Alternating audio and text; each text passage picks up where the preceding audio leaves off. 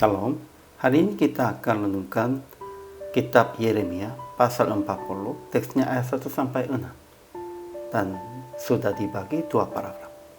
Paragraf yang pertama ayat 1 sampai 3. Nebuzaradan berkata bahwa Tuhan telah mengancamkan malapetaka dan melaksanakan di atas Yehuda, karena orang Yehuda telah berdosa kepada Tuhan dan tidak mendengarkan suaranya.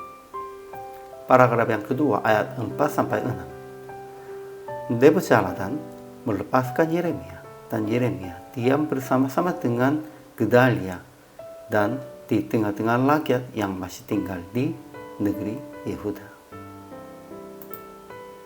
Kesimpulan hari ini, sebab perintah Raja Babel, kepala pasukan Babel berbicara dan melakukan dengan baik-baik kepada Yeremia.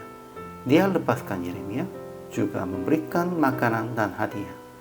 Dia mengajak Yeremia akan ikut pergi ke Babel, tetapi Yeremia memilih yang pergi ke Mizpah kepada Gedalia.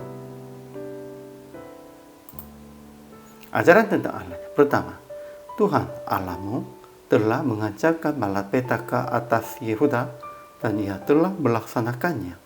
Tuhan telah melakukan apa yang diancamkannya, oleh karena kamu telah berdosa kepada Tuhan. Kedua, Tuhan menggerakkan hati Nebukadnezar, Raja Babel, dan hati Nebuzaradan, kepala pasukan pengawal, supaya menyelamatkan Yeremia dan melepaskannya.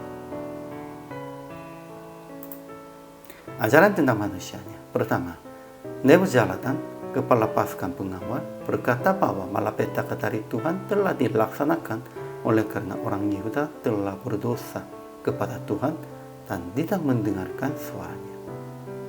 Kedua, Nebuzaradan melepaskan Yeremia dan berkata akan melakukan Yeremia sesuai dengan pandang baik dan benarnya, baik ikut pergi ke Babel maupun kembali kepada Gedalia.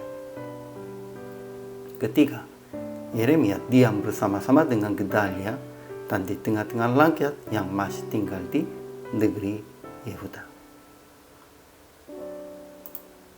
Aplikasi hari ini, tetap taat kepada Tuhan supaya tidak dilaksanakan malapetaka dari Tuhan, dan perhatikan kepada orang-orang tidak mengenal Yesus supaya mereka taat kepada Tuhan. Siapapun tahu, kalau tidak taat, pasti akan datang malapetakanya. Kita harus taat. Kedua, melepaskan orang-orang yang Anda membelenggu secara psikologi, secara ekonomi, dan lain-lain.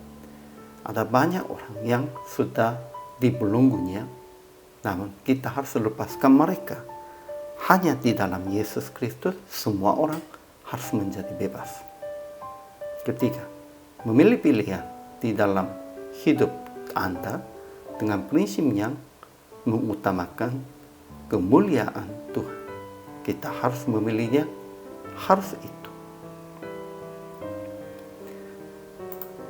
Akhirnya praktik hari ini, melepaskan orang-orang yang Anda membelenggu atau mengikat secara ekonomi, secara emosional, dan lain-lain. Dan diam bersama dengan orang-orang takut akan Tuhan. Jangan bersama dengan orang-orang duniawi. Kita harus melakukan demikian itu. Inilah kewajiban orang percaya. Hari ini juga, selama melayani, Tuhan Yesus memberkati.